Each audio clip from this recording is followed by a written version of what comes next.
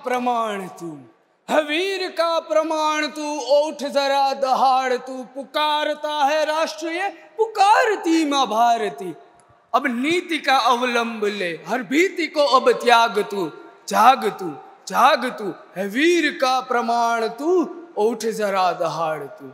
नमस्कार, मंचस्थ सभी महानुभावों को एवं मेरे समक्ष उपस्थित सभी युवा नेताओं को प्रणाम। मैं आज हमारा देश है वो नौजवानों का देश है जिसमें 65% हिस्सा गर्म खून से सराबोर से युवाओं का है, लेकिन उनकी मौजूदा संसद में भागीदारी है केवल 12% तक सीमित है।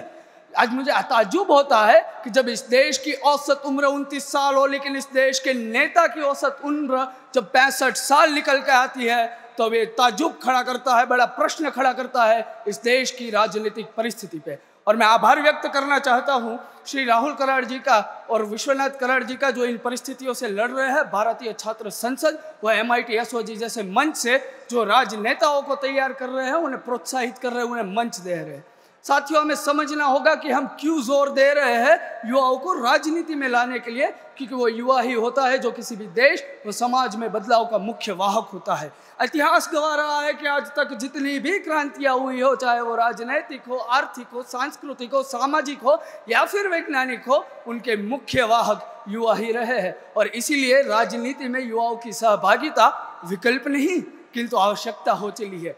साथियों, हमें समझना होगा कि ये जन्मभूमि रही है भगत सिंह, स्वामी विवेकानंद, चंद्रशेखर आजाद और सुभाष चंद्र बोस जैसे नेताओं की। तो फिर क्यों आज इस देश का युवा है वो राजनीति में दिलचस्पी नहीं ले रहा?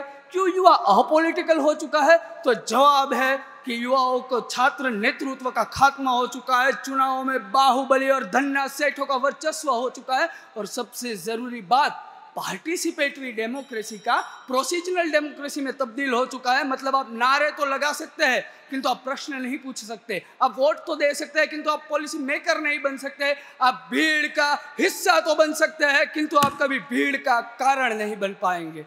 और इसी वक्तवाद को हमें हकीकत में बदलने के लिए यूनिवर्सिटी लेवल से छात्रों को फिर से नेतृत्व जगा के उन्हें सड़क से लेकर सांसद तक पहुंचाना होगा।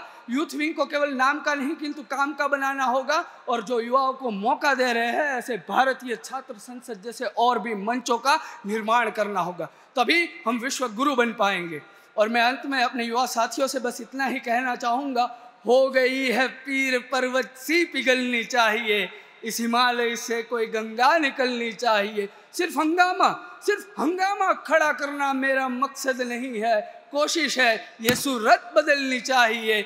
मेरे सीने में ना सही तो तेरे सीने में ही सही, हो आग कहीं भी लेकिन आग जलनी चाहिए। धन्यवाद। जय हिंद, जय भारत।